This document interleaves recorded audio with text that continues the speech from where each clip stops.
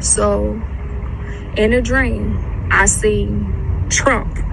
In this dream, I seen Trump, and he was standing on his platform, and he was standing behind his pulpit, and it was so many people behind him. But in a dream, somehow I knew that these people that was behind him wasn't actually standing with him. It was just a representation of the nations, the different nations, basically. And it was every nationality up there except for Israel. That was it. All the other nations was up there standing behind him, basically. And then after that, I seen, and I had this dream a year and a half ago too. All these dreams I had about literally like weeks apart from each other. Right across his face in a dream, it said Amalek.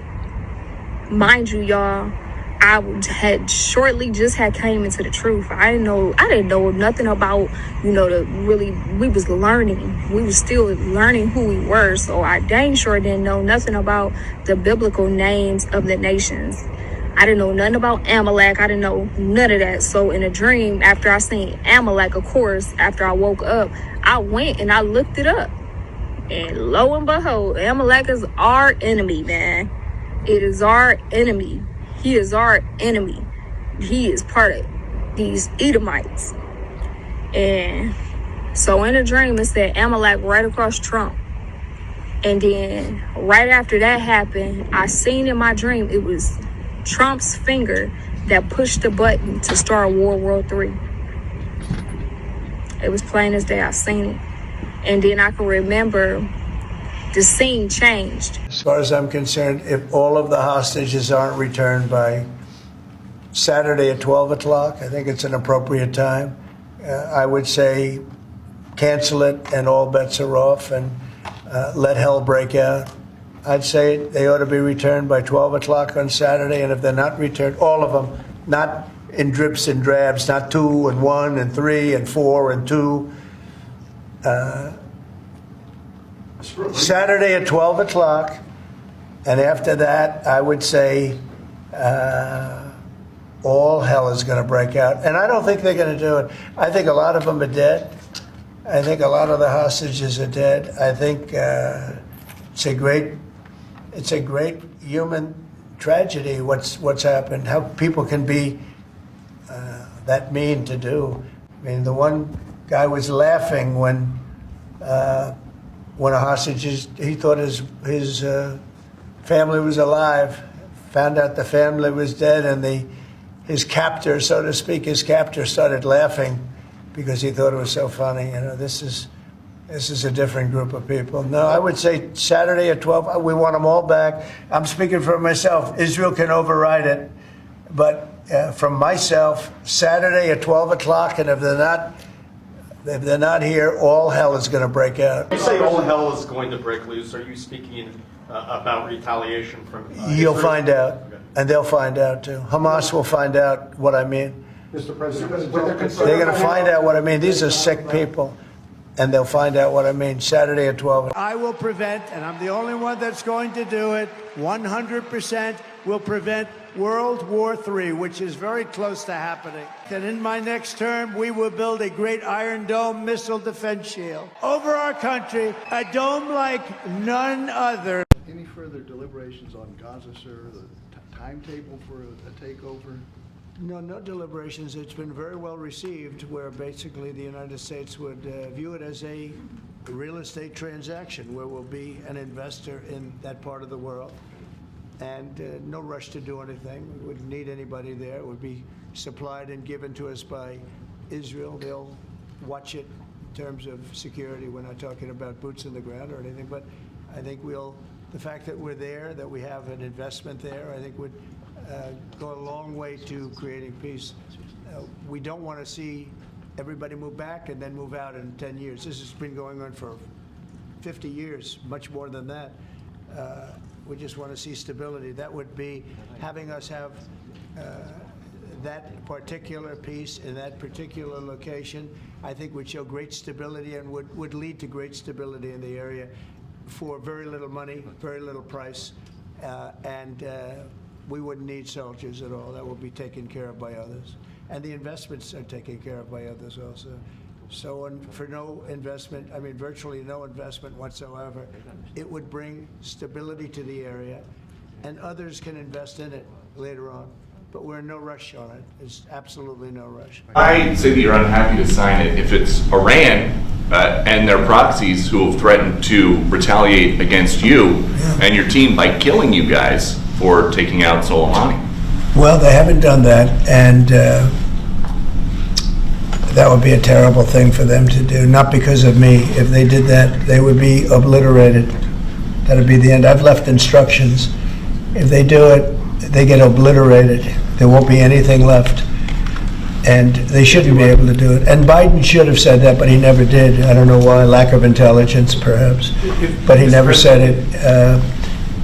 If that happens to a leader, or close to a leader, frankly, if you had other people involved also, you would call for total obliteration of a state that did it. That would include Iran. I will end the war in Ukraine. I will stop the chaos in the Middle East, and I will prevent World War III from happening. And you have no idea how close we are. Donald Trump is about to start World War III. What is going on? So, Palestine and Israel have finally had a ceasefire. There's no one dying at the minute. This man has been having a meeting with this man all day long. Now, this man wants to take over the Gaza Strip. We've finally just had peace. Why is this man trying to take over the Gaza Strip? All that's going to happen is he wants to move everyone out to neighbouring countries like Egypt and Jordan. That is the definition of an ethnic cleanse. You want to remove the people from the area. His exact words were level it. He wants to flatten it all. Rebuild it, make it part of America. What is going on? What is going on? It makes no sense. Is this just his attempt to make America the superpower of the world again? Or has this man just gone crazy? Is he going to start World War III? Trump's remarks are very outrageous. Obviously what he said is ridiculous and it would never happen. I'm disappointed, but I'm not surprised. I'm here in Dearborn, the largest Arab majority city in the US, and the war in Gaza was a deciding factor in the presidential election here. In this largely liberal city, President Trump won, and that was a big deal. We came here to speak to the Arab American community to find out how they feel about President Trump's comments about taking over Gaza. I voted third party. I think it's unlawful and delusional for him to think that he can displace Gazan people from Palestine, and that is calling for ethnic cleansing. I voted for Donald Trump. The initial reason why I voted for him was that he promised to bring stability to the Middle East and, to focus more of our resources on our country. Do you regret voting for Trump? I feel like I do and I don't. It's like mixed feelings, because I feel like if I did vote for Kamala or I didn't vote at all, my vote would have went to waste. She might have won, and I don't think that it was in her best interest to have a ceasefire. No one should be shocked by it. This guy's illiterate. He's never read a book about Palestine or maybe a book about anything. How did you vote in November? Stein. Why did you choose not to vote for Trump or Harris? If the Democrats would have won the White House, no one would have ever listened to us ever again. They would have said these people cry wolf, they'll eventually come around, or their votes don't mean anything. We couldn't let that be the case. You are talking tonight about the United States taking over a sovereign territory. What authority would allow you to do that? Are you talking about a permanent occupation there, redevelopment? And Mr. Prime Minister, do you see this idea as a way to expand the boundaries of Israel and to have a longer peace, even though the Israeli people know how important that land is to you and your citizens, just as the space is inherited by the Palestinians as well? I do see a long-term ownership position, and I see it bringing great stability to that part of the Middle East and maybe the entire Middle East. And everybody I've spoken to, this was not a decision made lightly. Everybody I've spoken to loves the idea of the United States owning that piece of land, developing and creating thousands of jobs with something that will be magnificent in a really magnificent area that nobody would know. Nobody can look because all they see is death and destruction and rubble and demolished buildings falling all over. It's just a terrible sight. I've studied it. I've studied this very closely over a lot of months, and I've seen it from every different angle. And it's a very, very dangerous place to be, and it's only going to get worse. And I think this is an idea that's gotten tremendous, and I'm talking about from the highest level of leadership, gotten tremendous praise. And if the United States can help to bring stability and peace in the Middle East, we'll do that. Okay, so let's make this clear. Let's analyze this from beginning to end. So, Donald Trump want to take Gaza, want to take the land from the Palestinians. Okay, he's been studying this for a long time. He's been watching it, which is what Edomites do. Like Micah 2 and 2, Micah 1 and 2, Micah 2, 1 and 2. They covet fields, they covet houses, and they take them by force to oppress a man and his heritage. This is what they do. So the plan was always to get them out of that land. This is where the wars are coming from. It's always been about that land. Trump wants that land. He's been coveting that land. He's been watching that land. He's been studying that land. He's been making plans for that land. You can't just take somebody's land. Like the woman asked him, so are you going to buy it? He said, we're not going to buy anything. We're going to have it. So this is nuts. This is insane to think that you can just go and take Gaza and it be peace and you create jobs and shopping malls and stores and everybody will be happy. You talk to so many people and they love the idea. Did you talk to them? Did you talk to them? Did you talk to them over there in that land? Did you talk to the Palestinians? Did you talk to them over living in Gaza? That you're going to have their land, that you're just going to have it. You're not going to buy, you're going to have it. That's why I'm saying, y'all, Trump is the beginning of the end. Trump is going to initiate, he's going to start World War III. This is just the beginning of all his plans that he have laid out. He's already thinking about a second term. Well, according to the Constitution, you can only run 2 terms, right? So I know he's trying to change that as well, so he can get another 4 years after this 4 years. But the Most High, he got bigger plans, y'all. It's all finna be brought to an end. We are at the 12th hour, okay? Time is ticking and counting down. There's not a lot of time left. Trump he's in destructive mode right now. When I think about the things that he's doing, it takes me back to Pharaoh. It takes me back to the heart posture of Pharaoh and the mind condition and how his heart was so hardened that he wouldn't listen. He was just driven off his own will. He was gone off of pride. He was deceived by pride, and he wouldn't listen. And the Most High, he's doing the same thing with Trump. Trump's heart is being deceived right now for such a time as this. Trump is being positioned. He's being set up for World War III to pop off.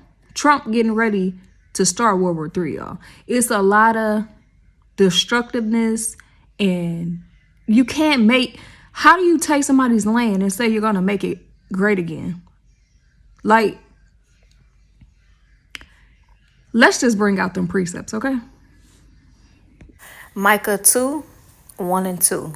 Woe to them that devise iniquity and work evil upon their beds. When the morning is light, they practice it, because it is in the power of their hand. They covet fields and take them by violence, and houses and take them away, to oppress a man in his house, even a man in his heritage. Now, this is specifically towards the Israelites, because this is what they're doing to us, and this is what they have done to us. But they will also do this to the Palestinians over in Gaza if he take that land over there. This is what they're going to do. This is what these Edomites do. Trump is pondering upon his bed. He cannot sleep unless he think about wickedness to do and execute it. 1 Thessalonians 5, 1 through 3. But of the times and the seasons, brethren, ye have no need that I write unto you. For yourselves know perfectly that the day of the Lord so cometh as a thief in the night. For when they shall say peace and safety, then sudden destruction cometh upon them, as travail upon a woman with child, and they shall not escape. This is what Trump is promising the people. Make America great again, MAGA. Peace and safety. Peace and safety. Create new jobs, shopping malls and new houses, and peace over in Gaza and peace over in the Middle East. No, when they say peace and safety, sudden destruction cometh. Sudden destruction is coming against Babylon. The Most High is getting ready to burn this fucker down. Do you hear me? There's no peace. There's no safety. But there's destruction coming. We have to prepare our hearts as the children of the Most High, as the Israelites. Our Savior is returning as a thief in the night. Don't be caught off guard. Matthew 24 and 6. And ye shall hear of wars and rumors of wars. See that you be not troubled, for all these things must come to pass, but the end is not yet. See, these things have to happen. These little trickery and divisive plans that Trump has set up, these wars that's going on, all these things has to happen. It's just being positioned for Yahushua to crack them clouds, come back and get us and tear Babylon up and burn Babylon down to the ground. Verse 7, for nation shall rise against nation and kingdom against kingdom. This is what Trump is saying. Nation against nation. He want to go take Gaza. Kingdom against kingdom. He want to go take Gaza. He want to go take this. He want to go take that. He want to make peace here. He want to make peace there. No. For nation shall rise against nation and kingdom against kingdom. And there shall be famines and pestilence and earthquakes in divers places. All these things are the beginning of sorrows. And they shall deliver you up to be afflicted and shall kill you, and ye shall be hated of all nations for my name's sake. And then shall many be offended and shall betray one another and shall hate one another. And many false prophets shall arise and shall deceive many, celestial. Because iniquity shall abound, the love of many shall wax cold. But he that shall endure unto the end, the same shall be saved. While all of this is going on, this is Bible prophecy coming to pass. We, as the children of the Most High, as the Israelites, have to be getting our own houses in order. Get thy house in order. Get thine house in order. Get thine house in order. Get your heart right. Get your mind right. Come up out of sin. Stop practicing sin. Stop being a slave to sin. Hate evilness. Hate iniquity. Turn back to the Most High and keep his commandments. Love your brother and your sister of your people. These are simple things that the Most High is asking us. He said, if you love me, then keep my commandments. And my commandments, they are not grievous. It's not a hard thing to do what the Most High is requiring us, y'all. So at the end of the day, acknowledge your sins, confess your sins, return back to the Most High, keep his law, statutes, and commandments. We at the end, the 12th hour. Get thine houses in order. Shalom.